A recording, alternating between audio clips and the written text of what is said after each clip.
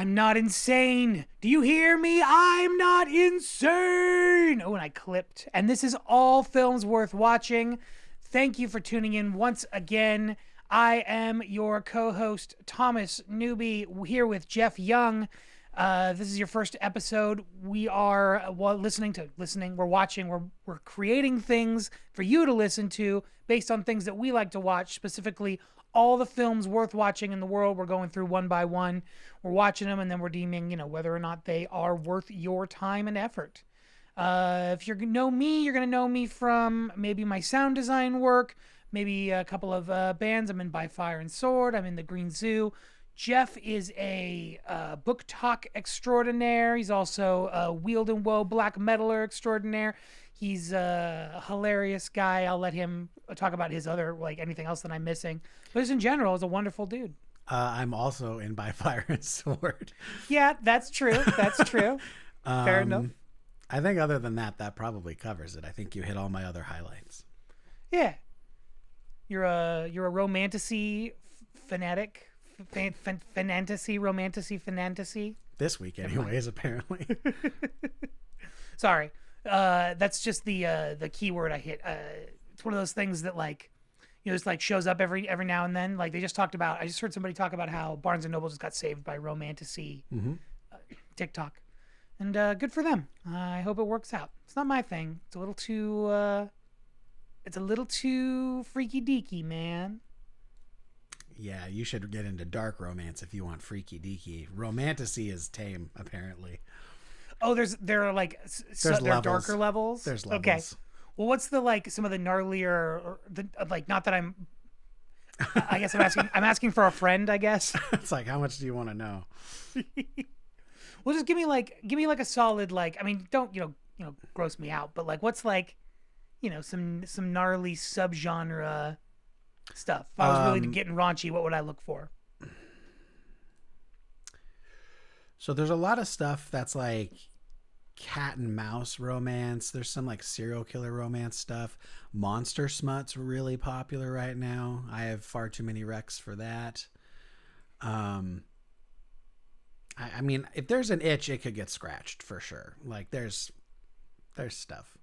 How serious is the monster erotica? Is there a guy what's that guy Chuck Tingle? Does that name ring any bells? Is that right? I don't know if he writes monster smut. I know he writes queer-based fiction, but I haven't read any of it. But I'm familiar with the name. I mean, since we're here talking about it, let me look up some Chuck Tingle titles because that's all I know him for, the titles. The one that I know the most is called Bury Your Gaze. Bury Your Gaze. Yeah, it's about I think the film industry and queer people within the film industry, and how in horror movies the gay person always dies, I think is the impetus for that book, if I remember correctly from the twice that I've read it on the shelf at Barnes and Noble. All right, here are a couple of romance novellas on his Wikipedia page. My Billionaire Triceratops Craves Gay Ass, Space Raptor Butt Invasion, Pokebutt Go, Pounded by 'Em All. I have not heard of any of these. I've only known his more mainstream stuff. We've officially got ourselves kicked off of YouTube, but since we've already committed, here's the longest one on the list. Pounded in the butt by my handsome sentient library card who seems otherworldly but in reality is just a natural part of the priceless resources our library system provides, from 2022. There's definitely a deep love of dinosaur smut.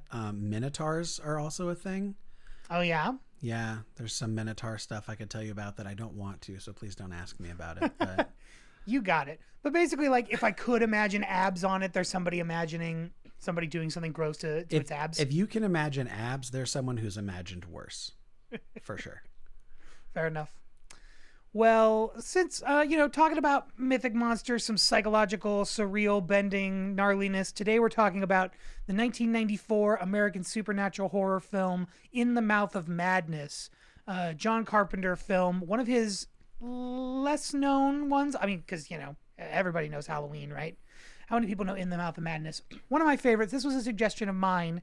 I picked it because, to be honest with you, the project you and I have been working on, I think I'm going to call it a new Green Zoo project until somebody tells me different. This kind of synth-wavy doom project that Jeff and I have been working on. It was really inspired early on a lot by In the Mouth of Madness. I watched it several times when I started the script that the EP of music is based on.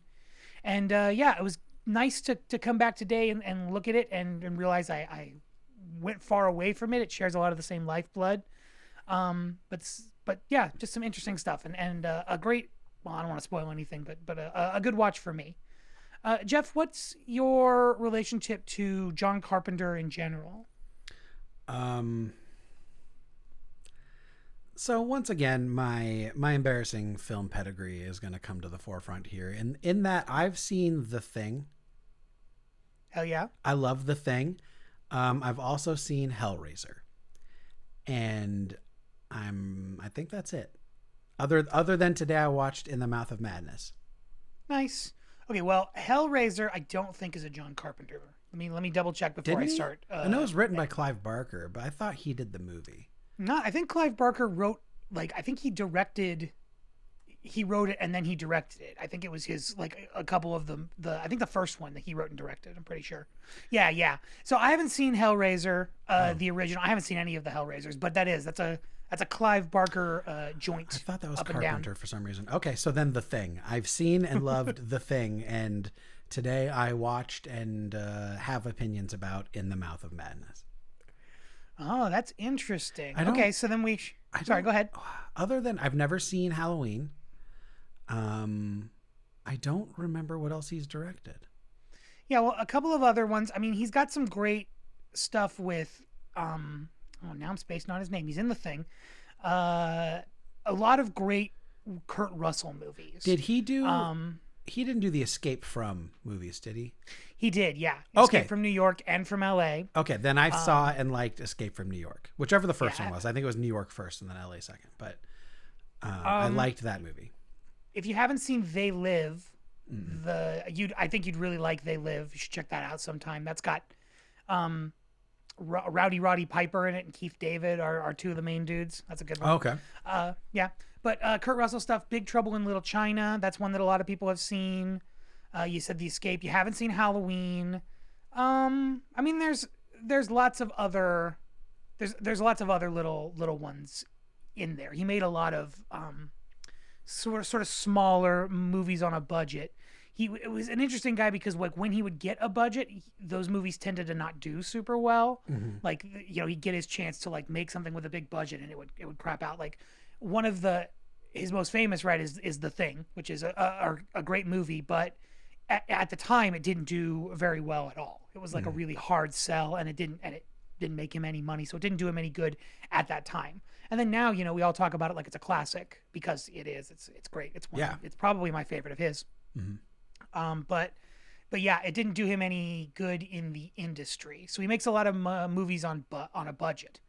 So that's one of my favorite things about John Carpenter is when I watch a John Carpenter movie, I can feel how it was made. Sure. It's it's something that drew me to movies in the first place. I would say, just in general, if you watch if I can feel sort of how a movie is made, feel the nuts and bolts of it, and it feels like something that me and my friends could do in a perfect scenario. I don't know that. Excuse me, that hooks me in a way that not a lot of other things do. Sure. The idea of it's a crazy bit of magic that we can all do together. Mm-hmm. Yeah. Okay, so not a huge John Carpenter film guy. That's good to know. How about him as a musician? So you probably don't know him super well as a musician because all of his music stuff is wrapped up in his movies. The only music that I'm familiar with from John Carpenter is the Halloween theme song and the music from In the Mouth of Madness. I don't remember him doing music for The Thing. Maybe he did, but it's that didn't stick out to me. Not his whole deal most of the time was if he was doing music, it was because he was trying to save money, and he's like, just damn it, I'll do it myself. I'll figure out how to use the damn synthesizer. Mm-hmm. Yeah. So, so when he got a big budget, the couple of times that he did, They Live is I want to say it's oh man, I'm going to talk out of my mouth. I'm pretty sure it's a Berlusconi. It's really somebody really famous did the score for The Thing. Somebody that's really famous for spaghetti westerns. Let me think. Let me find it. Google machine, do your job. Let's see here. Yeah, Ennio Morricone. Okay, yeah, that's the guy from the spaghetti westerns. Yeah, I mean, like The Thing was his sort of like blank check project where he like got everything that he wanted to do. You know, like that movie's crazy. Like they filmed it in like sub-zero temperatures to like not fake ice. Like that's all like real snow that they were using. Yeah, it was one of those things where he got everything he wanted. The Thing is crazy and dark and isolating, and so major crowds at the time didn't like it at all. But yeah, he's an interesting composer. Like he doesn't make films really anymore on his own. He's sort of out of the business. He has like a bad taste for it, but he tours around with his son playing like his different theme songs. Oh, I didn't know that. Yeah. So you can catch him. He basically like when he's in a band with his son, and they mainly do like when Halloween, like they do the Halloween themes like each time the Halloween movies come out, they like do the reimagining. I think in almost all situations. Excuse me. And a bunch of others, but yeah, basically he's semi-retired. He smokes weed and plays video games and complains about stuff on the internet. How old is John Carpenter? How old is he? I don't know. Let's find out. I was like, if I imagine he was a full ass adult when The Thing came out in like, what was that, 81 or 82? Then he's got to be like old. Okay, you're gonna have to math it for me because I'm just not gonna be able to do it on the spot. He was born in 1948. 48 would make him 77. Yeah. That pisses me off. That means he was my age when he made The Thing. And The Thing is amazing, and I haven't done anything with my life. That sucks. It's not true, friend. You wield woe. You wield so much woe. Woo. You have so much fire and sword. I sure do. By fire and by sword, you have so much of it. No, I feel you, buddy. Yeah, we should have gone and interned for Harvey Korman. We should have figured that out. We'd be off making our own movies at this point. Mm-hmm. Yeah. Anyway, any other thoughts before we jump in? Sounds like you have at least some mixed emotions about the film. I really liked the music for this movie as a segue. Like that. I mean, we can get into it more, but all the music for this movie, big fan. Yeah. All right, well, let's rock through this. We'll rock through the plot. Let's go. So in New York City, insurance investigator John Trent narrowly survives an attack by an axe-wielding man with deformed pupils. So that skips over the whole heavy metal adjacent book printing scene. Yeah, that was awesome.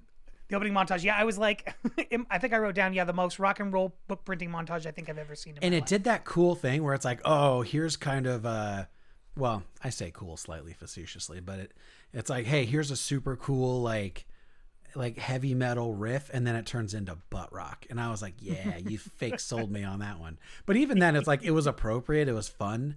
Kind of like, yeah. I was like, it fits 90, 94, 95. Like, yeah, that would have been, yeah, that's cool. But that scene is cool. Like where they're printing the books, as someone who's like, I'm part of the book space in my life right now. It's like, it was cool to see them printing the books and all that stuff. That was fun.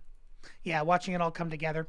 It's reminiscent of, he only ever did one Stephen King adaptation. He did Christine. Have you seen Christine? Oh, okay. Then yeah, I have seen another John Carpenter. Yeah. I've seen Christine. That one starts with the like assembly line, and it plays, and that one specifically, like he picked that movie because he liked the shape of the car, and he was like, I want to make a rock and roll picture. And so that one has like, he sure did. But I mean, like, that's kind of his deal. It's like unabashedly rock and roll in a way that's like definitely kind of silly now, but like, I don't know. As long as you embrace it. Yeah, me I think too. It's charming. I mean, I wrote that whole thing, that whole EP of music sort of loosely based around that, you know. I think I think it's so fun. Yeah, let's see here. Yeah, it starts out with Trent, who's played by the indelible Sam Neill. That's his name, right? Sam Neill. Who the only thing I know Sam Neill from is this, and he was in another John Carpenter, a really bad John Carpenter movie, about an invisible man with Chevy Chase in it, that was like a total disaster, and he's really great in that. But then mainly Jurassic Park. Yeah, it's like Jurassic Park is the thing everybody knows Sam Neill from. He was also in like I think it was a late 90s, early 2000s, like a tolerable Merlin TV show where he plays Merlin. That was that was actually like pretty palatable. Yeah. Yeah. No, I mean, like I'd watch him read almost all of the phone book. Maybe not the whole thing. I have he's a something pretty to say charming about guy. that. So I'll just say it now. Sam Neill is from New Zealand, right? And his American accent is crazy to me. Like the accent that he uses in this movie and also in parts of Jurassic Park, I'm like, what is that? It's like it defies region. Like some of the ways he hits certain words, I'm like, what are you trying to do? It's wild. It's kind of every accent and no accent. And sometimes his American accent sounds like another foreign accent. It's weird. It's it hits me funny when I listen to it, but I love him. So I'm like, I'm just going to roll with this because ultimately it does not matter. But yeah. No, that same way. Yeah. Like another really good Sam Neill movie is one of my favorite horror movies of all time from 1981 called Possession. I forget who made it, but like really young Sam Neill in that, like it's one of the scariest things I've ever seen. And it's like super low budge. Nice. Let's see. Sam Neill, Possession. That's a 1981 film by Andrzej Zwolski, maybe? Yeah, that sounds right. It was like a Polish guy. Yeah. I'll definitely check that out because he's a vibe guy. Like it's just like he commits so hard that I love seeing him in this stuff. The other John Carpenter thing I know him from, again, he did this Memoirs of an Invisible Man in, let's see, that was 92 compared to, what year is this? 94, 95, I think. 94, yeah. So he had a bit part in that 92 film, Memoirs of an Invisible Man, which is like a Chevy Chase sci-fi wreck of a movie. There's crazy stories about that. It was like he wanted Chevy Chase to like paint himself full like blue to like green screen, but then also like wear new experimental contact lenses that were like colored and covered the entirety of the eyeball, like huge plastic contact lenses. And he was supposed to be doing it for like, 3 weeks straight. And apparently he did it the first time. And he was like, okay, well, I'm done doing that. I'm never going to do that again. That was a very Chevy Chase thing to say.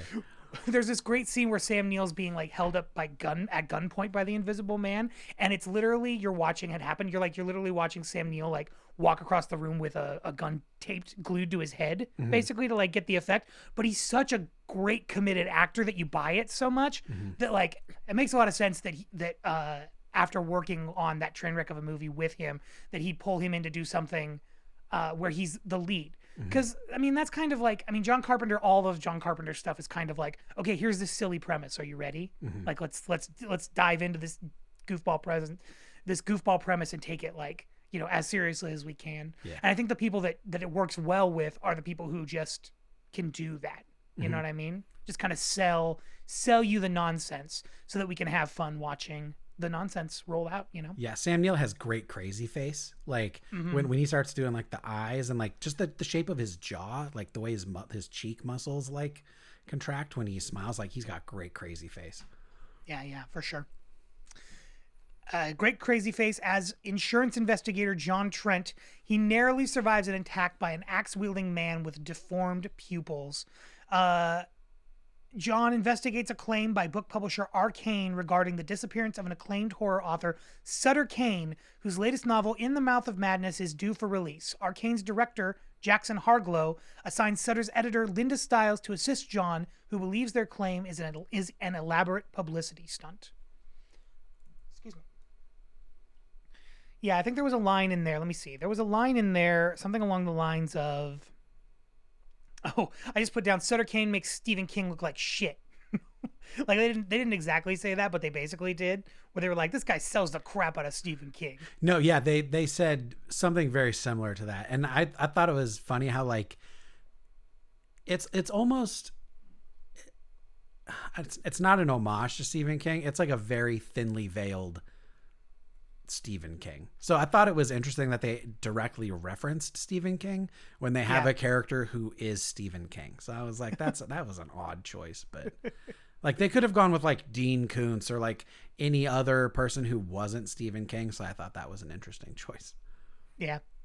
But I liked it. To me, it was like you guys like Stephen King, right? This other guy, this Sutter Kane dude, Stephen King on crack, Stephen King on steroids, bro. You can't even know. You don't even know. Yeah. Oh, and this also skipped his first insurance investigation scene, sort of the cold open to him, which I liked in like an indie budget way, where it told so much about the character, who he is, as so quickly. The idea that he's super like sort of moralistic and he's like rule forward, but he's also willing to like, be a little morally reprehensible to get the results that he needs.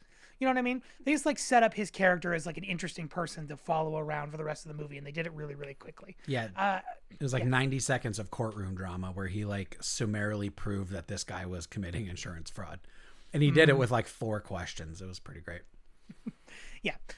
When Carpenter hits, for me, it's stuff like that. There's a lot of economy of motion, You're getting a lot done without saying very little.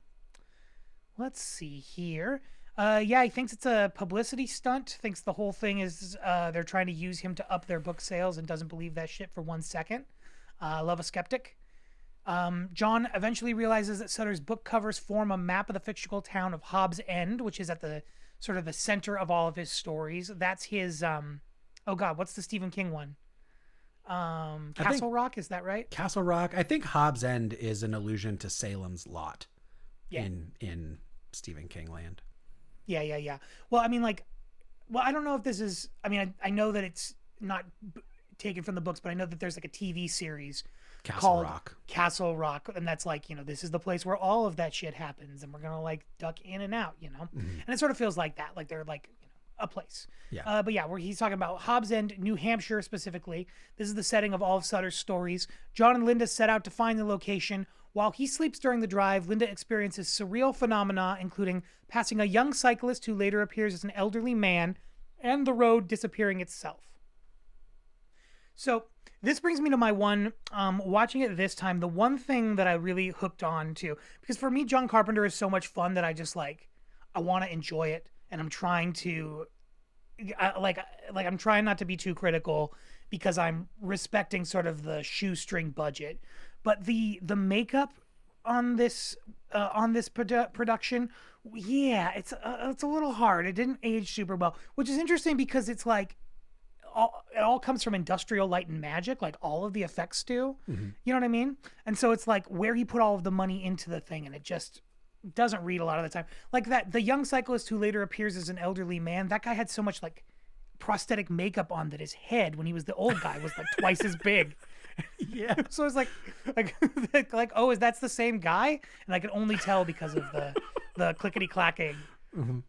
Yeah. But that being said, like that's, for me, that's a super hyper, like nitpicky thing. This, there are elements of this. I watched it today in Missouri. It was raining super duper heavy. And there are elements of this horror movie that are like, there's like a cozy element of some horror movies.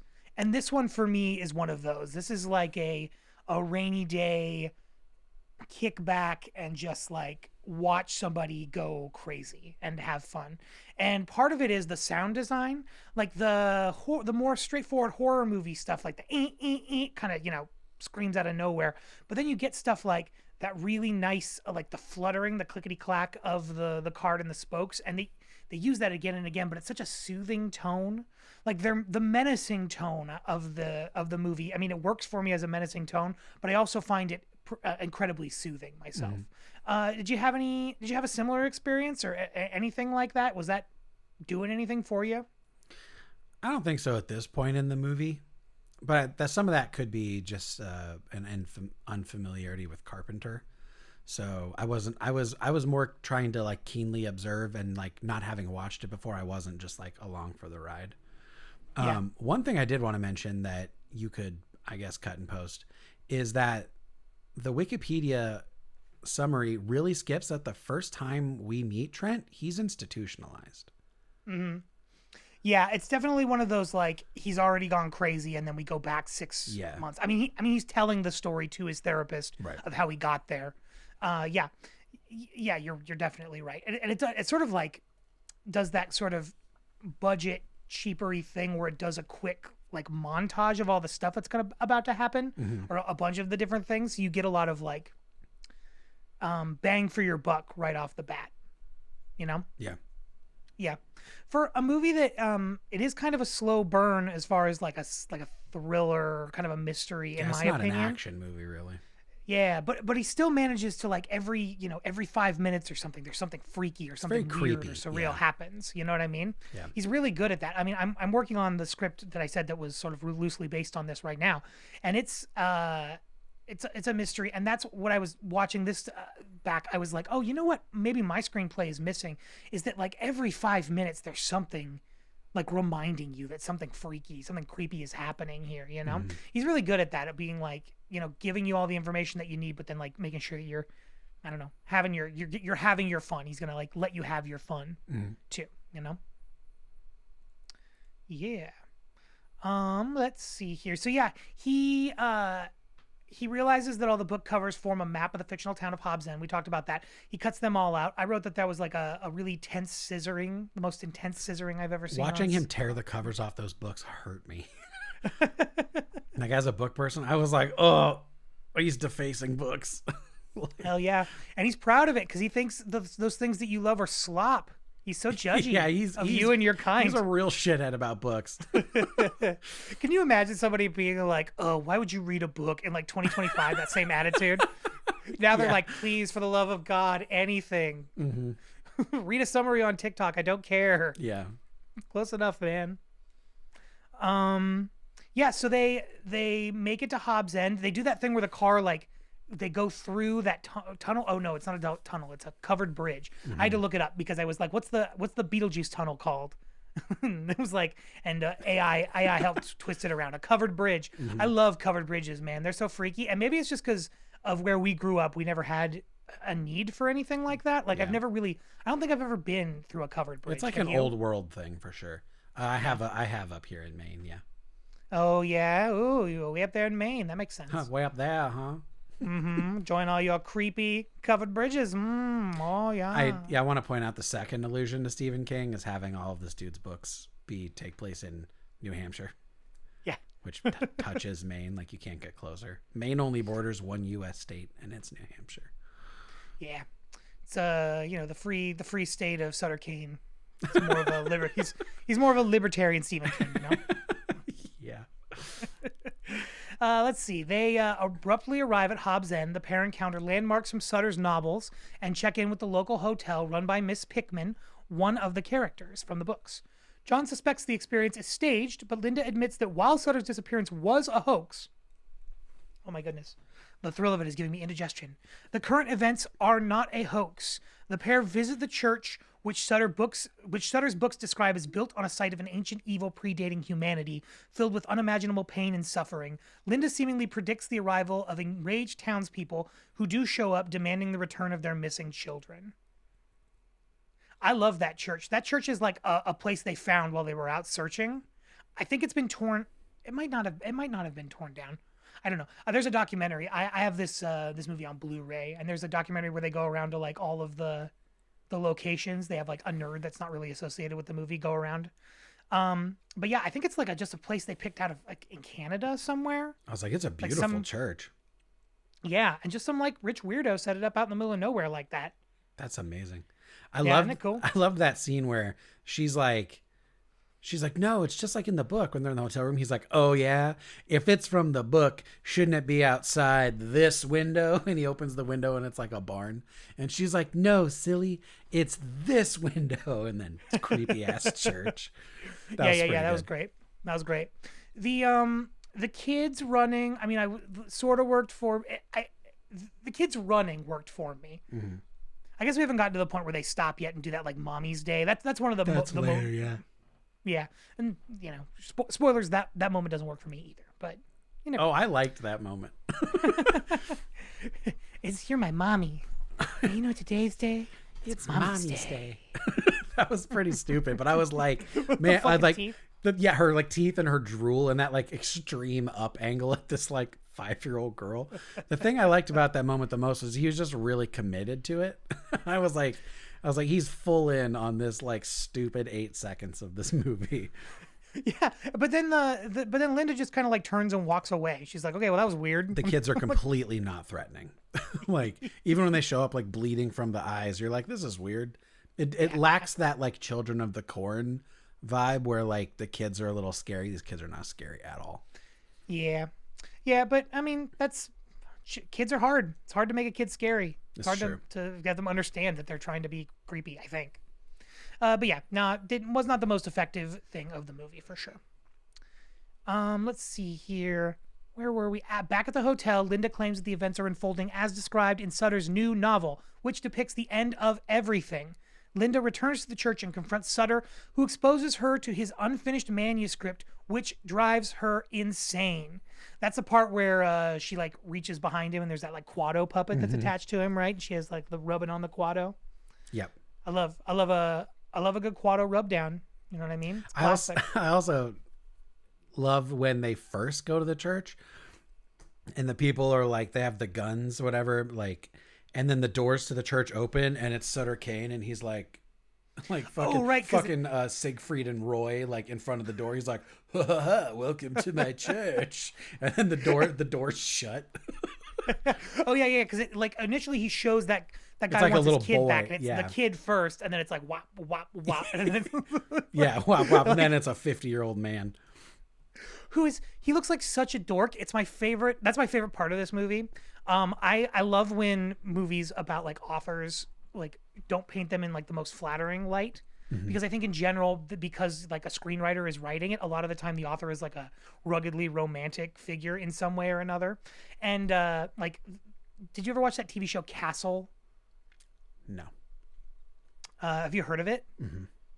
Yeah, Castle. Let me like that's a prime example of what I'm talking about. Like Nathan Fillion plays like a crime writer who's following around this like gorgeous detective on screens, and he's just so charming and willing, and I'm like, if that guy is a professional author, he's spending all of his time by himself, like being like, oh, what would happen if this happened to this? Yeah, you know what I mean? Like he should be weird. Like that's my favorite part of Stephen King. Like Stephen King is the right amount of weird. You know what I mean? For like, like I can imagine that guy sitting alone and like cranking out The Shining. You know what I mean? Yeah.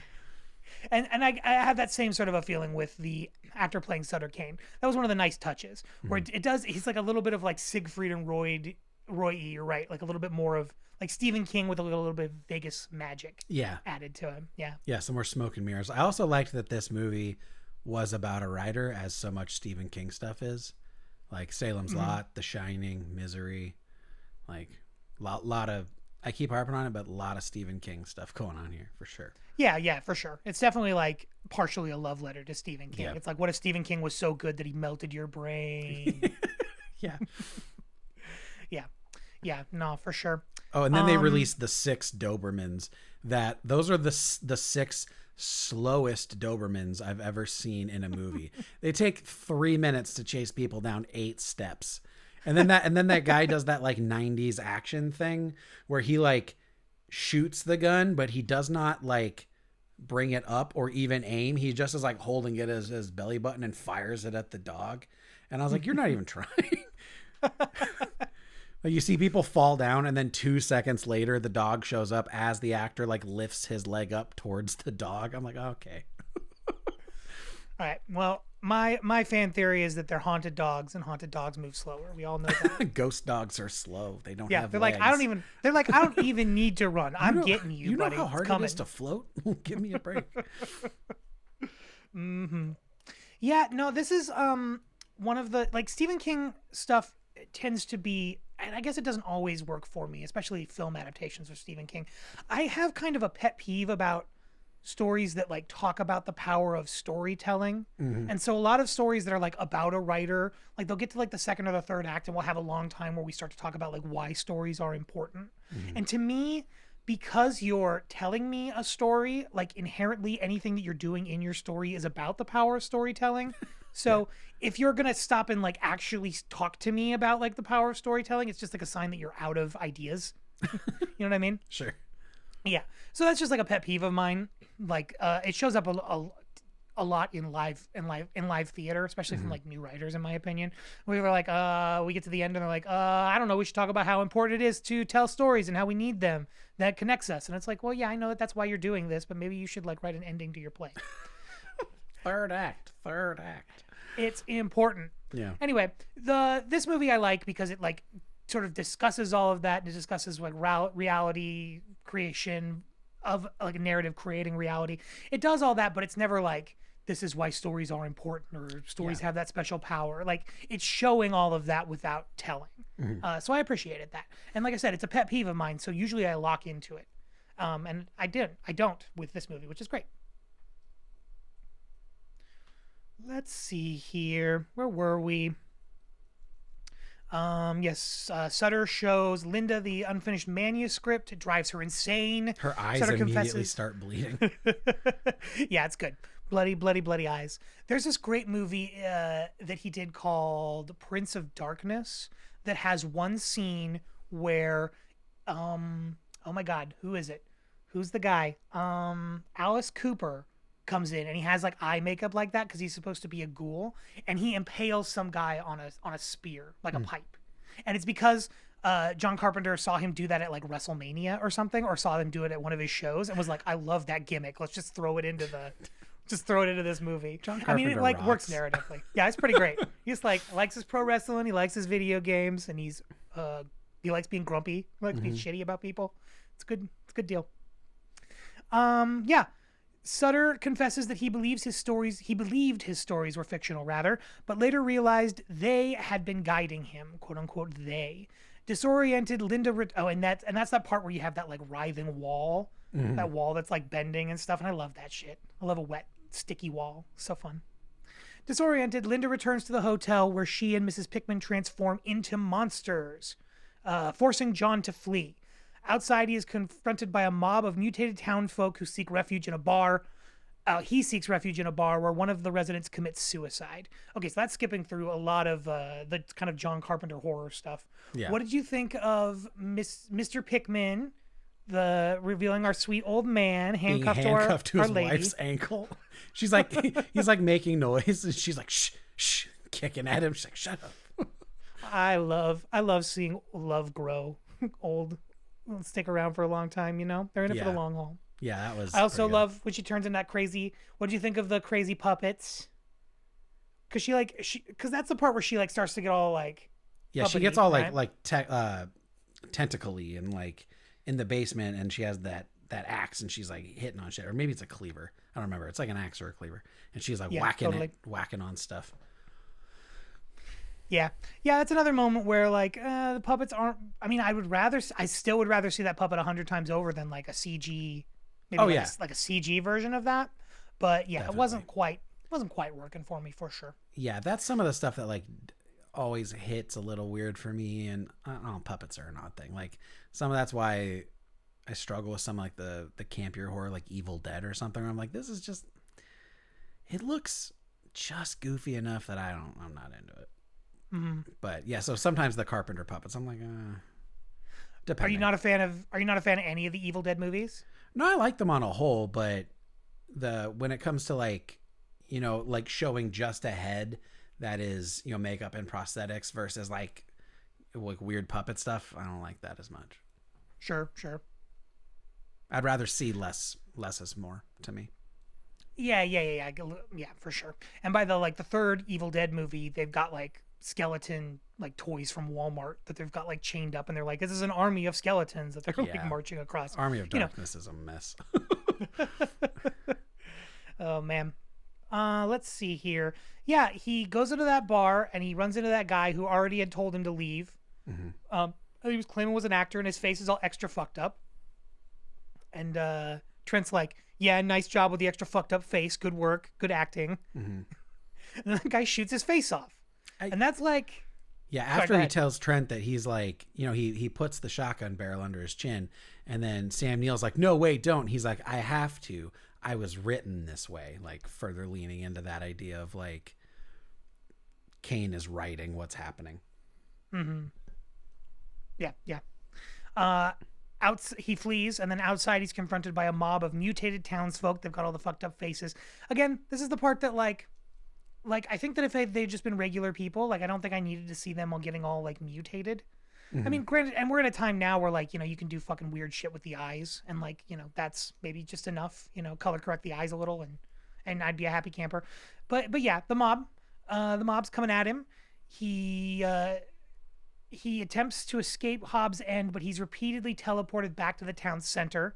That's fun stuff. I love that, trying to get out of a place and being like brought back right back to it. I thought that worked really well. After crashing his car in frustration, he awakens inside the church where he is met by Linda and Sutter. Sutter explains that the sheer number of people who believed in his work has made his narratives real, dissolving the boundary between reality and fantasy and enabling the return of the old ones. I thought this was fun. Especially looking at it from like a 2025 lens where people are, like if enough people believe a conspiracy theory, they can like make the whole American government, do crazy. It was a little prescient for me at points. There was also the only dialogue in here I think that I really was like, ugh, there's this point where he was talking about how like, he's sold 1 billion books. He's been translated into 18 languages. He's like, I outsell the Bible. And I was like, buddy, nobody outsells the Bible. Like that's Sutter. Especially Sutter Kane in 95. does. I was like, no, 1 billion. Like, no, there's no way 1 billion outsells the Bible. Like, I don't know, man. He's like 20 Stephen Kings duct taped together. He's like that cool, bro. He's just 3 Stephen Kings in a trench coat. But it was like, yeah, that was just some dialogue where I was like, a little bit of research would have helped you there to know that like that isn't true, and maybe that's me looking at it through a 30-year-old lens. But I was like, no, that's like when people are like, we're bigger than the Beatles. It's like, it's like, yeah. Other than that, it was great. Yeah, for sure. And I get that criticism. For me, like when I'm watching Carpenter, it's like I'm almost watching. It's like what I want comic movies to be. Like it has I have a little bit of a lax for it to like to like let things slide because it's an excuse to have fun. You know. And what did we just saw? What did we just see? We saw in theaters last night. We saw the Kevin Smith movie Dogma. Oh, okay. You ever seen that? A long time ago, yeah. Yeah. It I mean, it was fun. We had a lot of fun, but man, I'm sure that has the same. Maybe it's some areas. Yeah, it's hard. I mean, there's like tonally, content wise, there's some stuff for sure. But the big deal about it is that they spend so much time like sitting around in a group and just like talking about what, like, I'm the Archangel Michael and this is what happened when the angel went out and that made him super sad. And so you've got to go to the next place and you better do it quickly. And like nothing is happening in between. Mm-hmm. They're all just like standing around talking. And so like comparing the two, you know what I mean? Mm-hmm. Like we're building some like crazy alternate world building here where this guy's like creating reality out of nothing. And granted, we have some lines where you're dropping stuff in, he's like outselling the Bible or whatever, but mostly we're just like watching his like powers sort of extend over these creatures and like destroy them, like give them life and take them back to the shadows. So yeah, just like the comparing and contrasting for me, it was like, oh wow, this is so much more of an interesting concept. Mm-hmm. Sorry, I might have lost film. I'm not sure what's going on. What's going on? No, why? Hold on. Filming. Come on, film. Why did it do that? Oh, I'm back. Still filming the whole time, but with a weird pause there for some reason. All right. We better get into it before my computer screws up again. Or I guess continue to get into it. Let's see. Sutter claims to have written into existence both Hobbs and John, who is written to deliver. John Trent. Is his last name John? No, his first name is John. His last name is Trent. Oh, okay. My bad. Trent John Lee. He claims to have created John as well as Hobbs, and John has been designed to deliver the completed manuscript to Arcane. Basically, starting the end of the world. John rejects this idea, specifically that he's a fictional character, but Sutter instructs him to follow the tunnel back to reality. Sutter then tears himself apart, creating a portal through which the old ones begin to emerge. Linda refuses to escape with John, explaining that she has already read the ending. John flees, pursued by monstrous entities, and suddenly finds himself waking up on a country road. Okay, so what did you think of the horror tunnel? What did you think of Sutter tearing a hole through himself, through existence? What did you think of the Ancient Ones? You know, I bet in 1995 that was really freaking cool. In 2025, that was like terrible effects. Like I cringed a little bit when he was like tearing himself and it got all like weirdly 2D for a second. I was like, oh. But I was like, I bet 95 that was really cool. But I was like, that didn't hold up at all. But then you turn the reverse and it's just paper. Yeah, like, he's like, 2D. Yeah, it turns he's a like there's writing on the back. I was like, cute, good job. Yeah. Yeah, well, I may have some nostalgia for it, but I do like it. But yeah, the puppets definitely don't work for me. Especially like there's a couple of scenes where Sam Neill is like running down that hallway being chased by all of them. Mm-hmm. And if I remember correctly, that's like one puppet that's run by like 20 people. There's like 20 people like pushing all of those puppets down that hallway to make that chase happen. You know what I mean? Mm-hmm. So it's big and silly and doesn't quite work. I agree, but still it's fun. Fun. It just is like, Yeah, I'm with you. Anyway, John flees. He's pursued by the monstrous entities, the spooky puppets we've been talking about. He suddenly finds himself waking up on a country road. John destroys the manuscript and returns to Arcane, where Jackson denies any knowledge of Linda ever existing. To his horror, Jackson reveals that John... Oh, before we get into this, there's that great blue bus, the blue bus thing. Like, he gets on that one bus, and then he falls asleep and has a nightmare. And Sutter Kane's like, by the way, did you know that blue is my favorite color? And he wakes up, and everybody is all the same, except everybody's wearing blue. Mm-hmm. Yeah, just a real freaky thing that they did practically by, like, having all of those people change costumes and makeup and get into a different bus that was blue. Oh, you know okay. what I mean? I figured they just like put a filter over it or something. So that's cool. Yeah, this is before they didn't really start doing that until like the early 2000s, but color treatment like that. Like one of the first movies that did that was not No Country for Old Men. What's the what's the sing-song one? Oh, the Brother, sing-song Where Art Coens. Oh, Brother, Where Art Thou? Yeah. Like right around that time was when they had the technology to be able to do that. Mm-hmm. At least like heavily. Sure. Yeah. So just interesting fun fact. But yeah, he gets back. Let's see here. To his horror, Jackson reveals who was played by It's Charlton Heston. Charlton Heston. Yeah. That's the other thing. Carpenter would always get like great people to come in and do stuff like that. On top of it, he does this thing with his characters where I was talking about something about that makes this movie cozy. There's just something cozy about like watching competent professionals doing their job. You know what I mean? Like Sam Neill in this movie is like, he's got some flaws, but essentially he's like, I'm an insurance adjuster and I'm going to go do my insurance adjuster job. Mm-hmm. You know what I mean? And it's just something that like most movies, for the sake of conflict, the main characters are kind of inept a lot of the time. You know, they screw something up and it's like and like that's what's propelling the story forward. And John Carpenter stuff in general just kind of avoids that a little, you know? Mm-hmm. Like if you think back to like The Thing, like none of those people, I mean, there are people that get infected and become basically like counter agents, but everybody in that is just occupational deficiency is not the drama for him. Yeah, they're all just like high functioning people working sort of at the best of their abilities, you know. Mm-hmm. And I just appreciate that for sure. So let's see here. The reveals John delivered the manuscript months earlier, and then In the Mouth of Madness has since been published with a film adaptation in production. Not even in production. He said it was coming out in 12 weeks, I think he said, or maybe it was 7 weeks. It was close, yeah.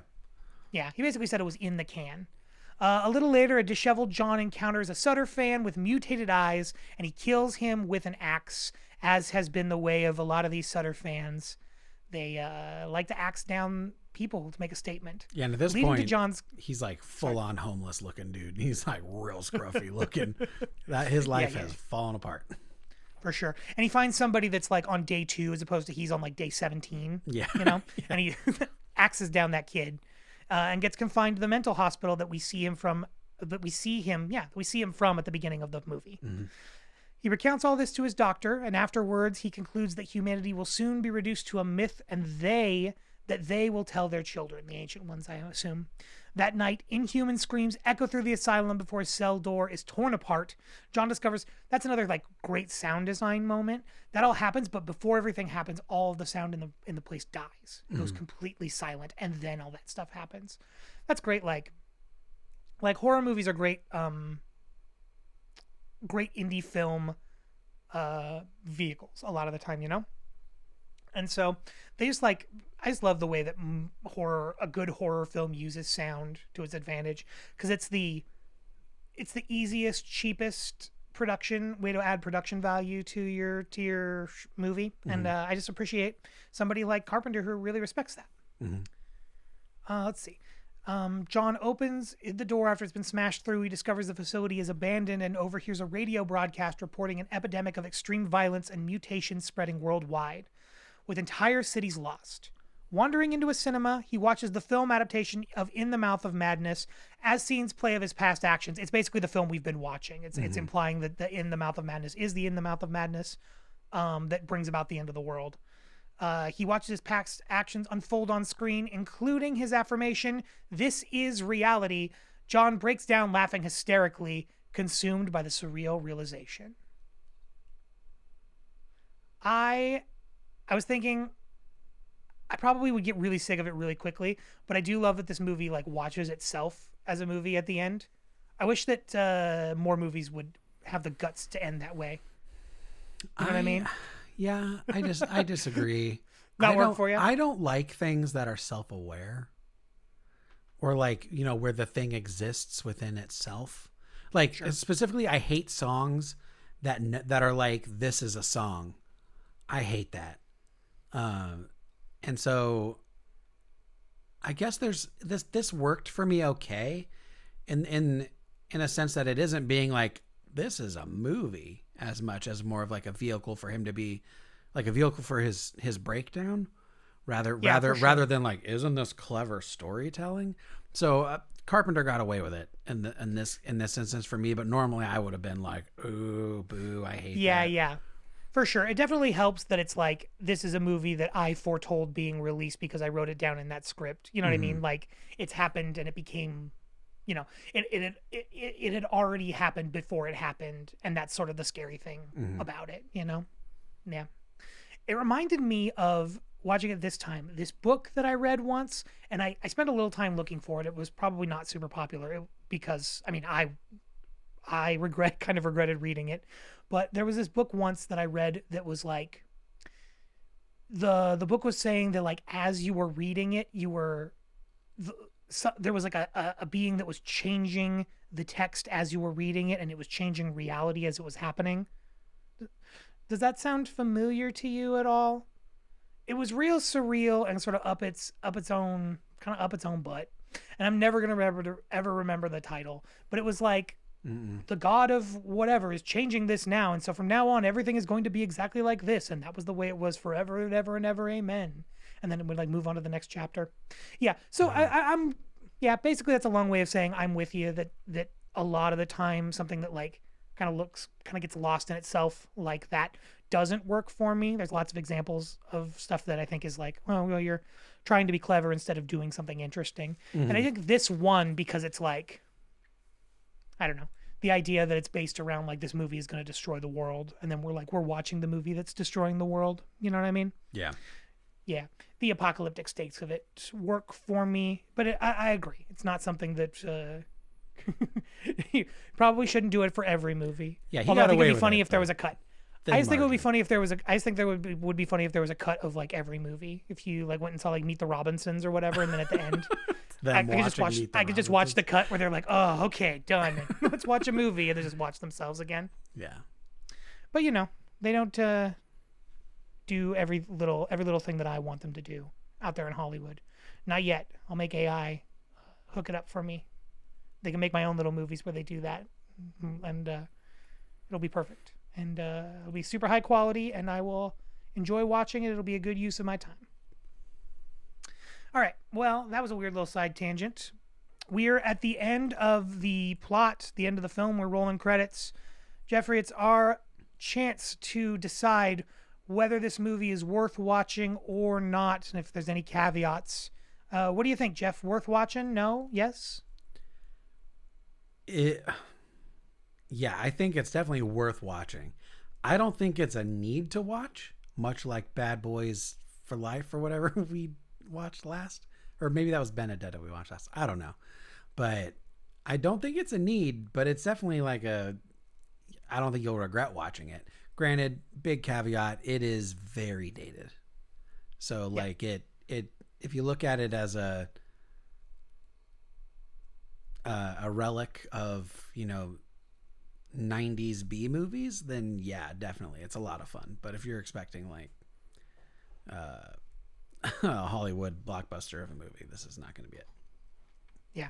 And I would be disappointed with this if this were a Hollywood blockbuster. I don't think it would work. It's definitely not what I'm looking for. Yeah, I don't think it would work in this at all. Like, don't leave it alone, Hollywood. I mean, sometimes I like seeing an adaptation of something that doesn't quite work.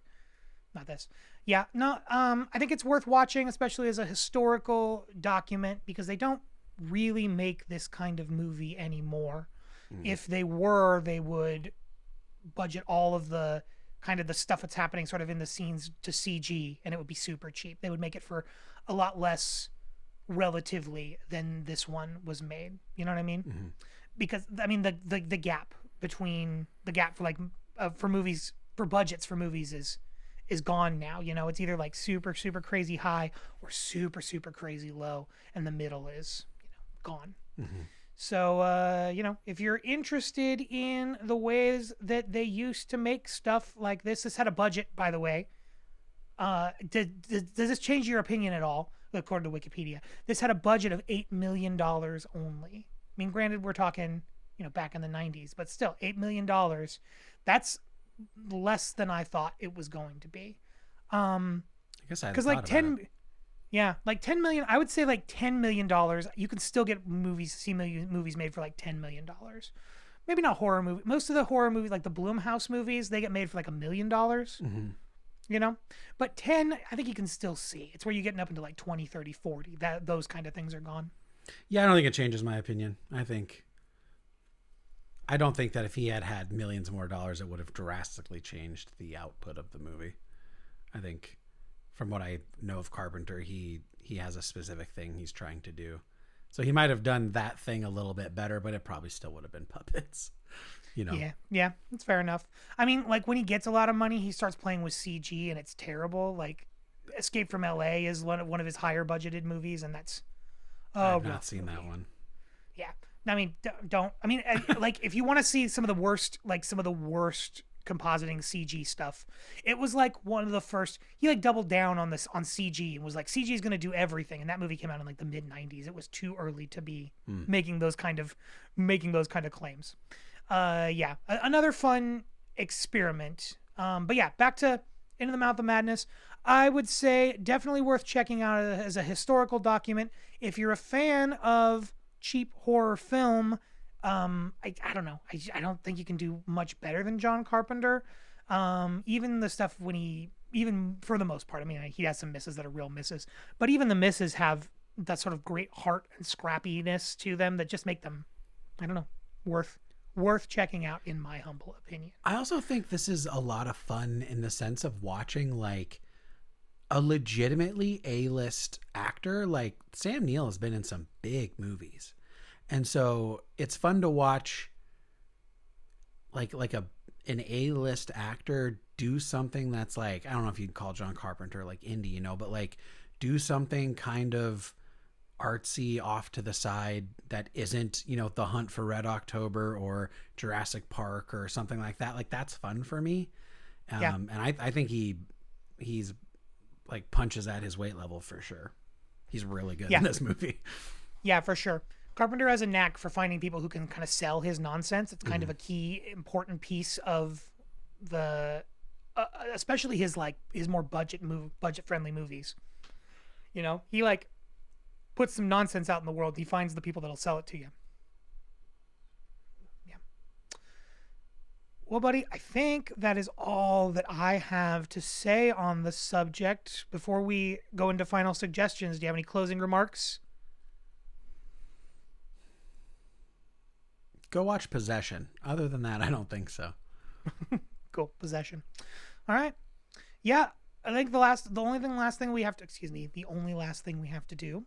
The last thing that we have to do is just come up with some suggestions based on what we watched. Jeff's suggesting Possession. He might have another one. Let me see. This is not really directly related to this movie. It's just what I've been watching recently. Erica and I have been binging it. It's this British panel show called Taskmasters that I hadn't seen until recently. There's like 20 seasons of it. Check it out if you haven't ever seen it. It's a British TV show.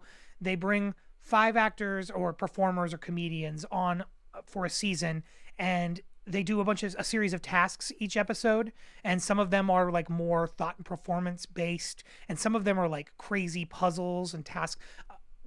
It was like, I was telling Erica the other day that sometimes it reminds me of like Saw, but like a silly version of Saw. Seesaw. Yeah. There's this thing that I heard once from one of the co-creators of Black Mirror, and they started out in British sketch comedy, and they were talking a lot about that there's not a whole lot of difference between like a good sketch premise and a good like Twilight Zone horror movie premise, other than like how you approach the material, but like the same kind of ideas work. And that's what Taskmasters to me reminds me of. It's like taking a Saw movie and like turning up the silliness to like 110%. So if you're looking for something to check out, all those episodes are on YouTube. The newest season has Jason Mantzoukas in it. He's an American dude who is hilarious. He's getting his ass handed to him, but he's he keeps screwing up things and then like trying to break the set. He like tries to throw tantrums and like try to break their little set. It's pretty funny. Definitely worth checking out. Jeff, you mentioned the Sam Neill indie film or early film Possession. Do you have any other suggestions for our amassed leaders? Our amassed fans. I guess we're the leaders of the masses of fans. Yeah. That are clamoring for this.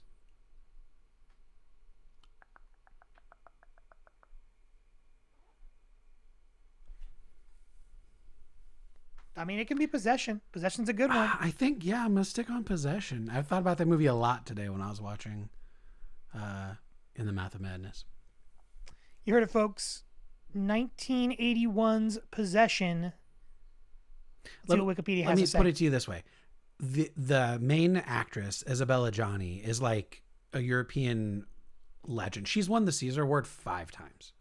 Like, she's so stinking good. She is legitimately terrifying in like a super low budget movie. Like, she is mesmerizing. It's awful. Cool.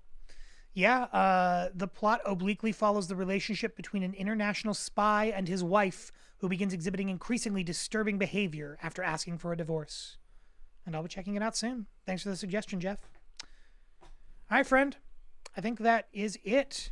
Thank you for spending this time with us, audience. Thank you, Jeff, for spending this time with me. The one other thing I'll say is that I am writing this thing right now. I'm calling it Blood in the Code. I don't know if it's going to stay the same, but it's very, very highly influenced by In the Mouth of Madness. I kind of started the premise as like, if I was going to make a John Carpenter film that didn't exist already, what would that be? And that's where I'm at. It's kind of a topsy-turvy mystery about a video game and the designer of the video game. The video game is causing kids to kill themselves, and you don't know why, and you gotta dig a little deeper to figure out what the hell is going on. So keep an eye out for that. The music that was inspired by it, it's coming out so soon. Hate to be one of those people that says big things are coming, but I heard the last mixes this last week and they sound great, so I just need to figure out the best way to share them. But keep an eye out. And with that, I bid you adieu, friends. Jeff, you and I, we'll figure out what we're doing next, and we'll be back next month, okay? All right. Bye, everybody. Love you. Kisses. Psychological horror kisses.